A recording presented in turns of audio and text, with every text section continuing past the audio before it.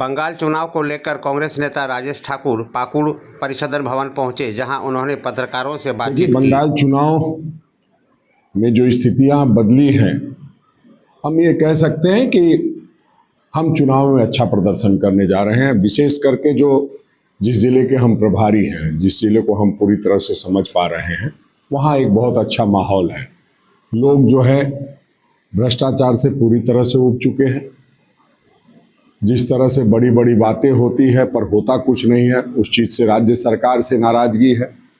और केंद्र सरकार और राज्य सरकार जो मिल करके दोनों मिल करके नफरत फैलाने का काम करती है, उससे लोगों में बहुत नाराज़गी है।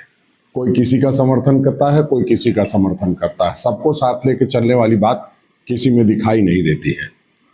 तो हम समझते हैं कि इस तरह की कवायद जो वहाँ चल रही है और जिस तरह से लोगों का हुजूम संबोधन के दौरान, जनसभा के दौरान उपस्थित हो रही है, तो हम कह सकते हैं कि बहुत अच्छी पोजीशन है। आदरणीय राहुल गांधी जी जिस सभा में आए थे, 50,000 से ऊपर लोग वहाँ उपस्थित थे। फिर कल हम लोगों ने इमरान प्रतापगढ़ी जी का प्रोग्राम किया था फरक्का में, वहाँ भी हजारों हजार की संख्या में लोग आए थे। और लोगों का जो रिस्पांस दिखाई देता है, उससे हम ये कह सकते हैं कि हम मुर्शिदाबाद में 22 सीटों पर लड़ रहे हैं और हम उसमें विधानसभा में अच्छा प्रतिनिधित्व देने का काम करेंगे।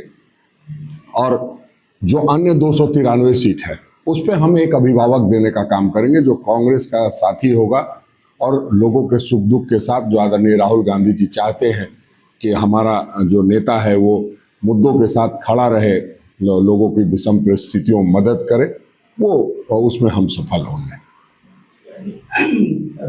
कद्दावर नेता रहे हैं कांग्रेस के, लंबे समय के बाद वो राज्य की राजनीति में आ रहे हैं।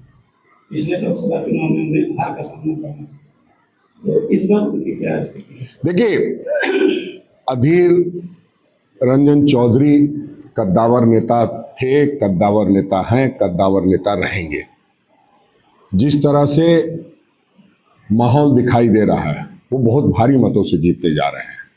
लोगों को इस बात का पछतावा है कि हमने बहकावे में आकर के और कहीं ना कहीं नफरत की आग में जलने का काम कर रहे हैं। नफरत फैला करके लोग हमारे मतों का ध्रुवीकरण कराते हैं, तो वैसे लोगों को शिकस्त देना है। और जो उनके साथ मुझे दौरा करने का, पदयात्रा करने का मौका मिला है, जो लोगों का रिस्पांस दिखाई देता है, जो लोगों का मिलने का एक तरीका दिखाई देता है, उससे हम ये कह सकते हैं कि अधीर रंजन चौधरी भारी मतों से जीत रहे हैं।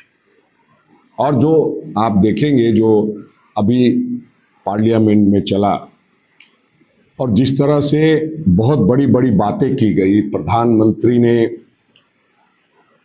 उसके बाद जो उनका 8 PM वाला कार्यक्रम होता है, जब भी वो करते हैं देश का नुकसान ही होता है। पहले तो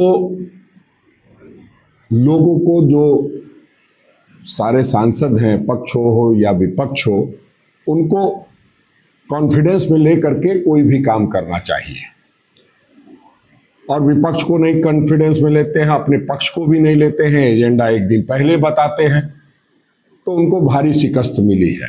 अब वो रोने का काम कर रहे हैं। और पूरे देश में भारतीय जनता पार्टी के नेताओं को उन्होंने रोने के लिए छोड़ दिया। हर जगह जाओ, पत्रकार मित्रों के सामने रो। अरे, तो जब ये ला रहे थे उससे पहले भी तो पत्रकार मित्रों से और दुनिया और लोगों से बात करनी चाहिए थी, जनता से बात करनी चाहिए थी। तब तो आपने किया नहीं, और जो आपने किया उसका अभी तक कुछ पता चला नहीं। तो आप सिर्फ और सिर्फ गुमराह करने के लिए बंगाल चुनाव में, तमिलनाडु चुनाव में हमारा बढ़ता प्रभाव देखते हुए किस तरह से वहाँ के नेताओं को वहाँ जाने से रोका जाए, कैंपेन करने से रोका जाए, उसकी एक रणनीति थी जिसमें वो विफल रहे हैं। अब वो रो रहे हैं, गा रहे हैं। अरे, शुरुआत तो उनको करना चाहिए। अगर महिला को सम्मान देना चाहिए तो सबसे पहले अपने घर से शुरुआत करनी